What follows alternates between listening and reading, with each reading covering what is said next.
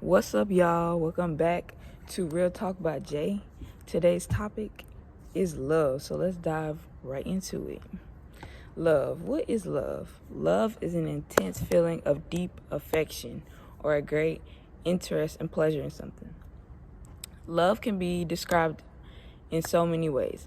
Love can be described as adoration, affection, attachment, care, compassion, desire, family, friendliness, happiness, heart, hugs, intimacy, liking, respect, and so many more. So much more, should I say. Even though all of these are true, God's love is the most important type of love, because without His love, you may never know what true love is. In order to love, we must know how to be loved properly. When we are filled with God's love, we can do and see and understand things that we cannot otherwise do or see or understand. We can endure pain. We can forgive freely. We can avoid contention, and contention is heated disagreements. We can renew our strength. We can let go of fear, and we can help others in ways that are surprising even to us. God's love is steadfast, unchanging, and unfailing.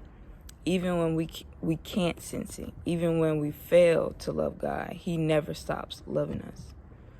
John 3:16 says, "For God so loved the world that He gave His only begotten Son, that whosoever believes in Him shall not perish but have eternal life."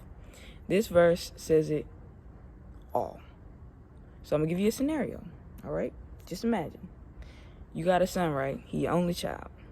But since you love the world so much, you love all the people and what came with them, their imperfections, their lies, their stealing, their adultery, their murder, and so much more, that you decided to let your son die for those people, the people who could care less about you and your son, the people that curse you and get upset at you when things in life go wrong at any time of the day. The people who would continue to disobey you, continue to sin, and go their separate ways after you constantly poured your time and energy to help them.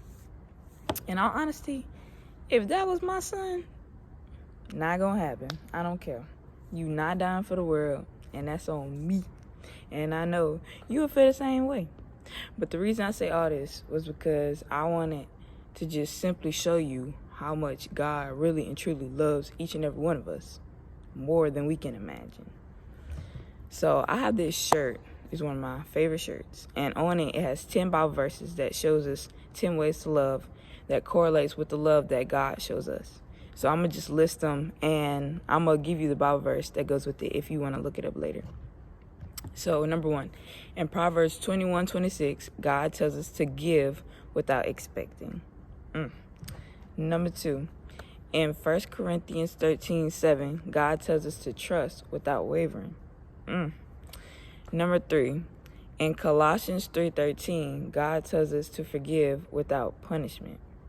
Number 4, in Proverbs 18, God tells us to listen without interrupting. That'll preach. Number 5, in Philippians 2:14, God tells us to enjoy without complaining.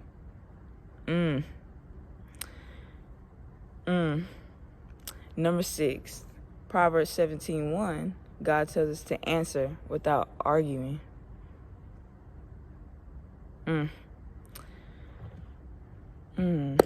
Number 7, in Matthew 5:37, God tells us to promise without forgetting. Number 8, in James 1:19, God tells us to speak without accusing. Number 9, 1 Corinthians 13:4, God tells us to be patient. That'll preach too. And number 10, in Ephesians 4:31, God tells us to learn to let go. Oof. All these hit different. Just hit you right in the heart. I know all of these are harder than they sound, but I know each and every one of you are capable of doing it. So go conquer the day and go show the love of God to others.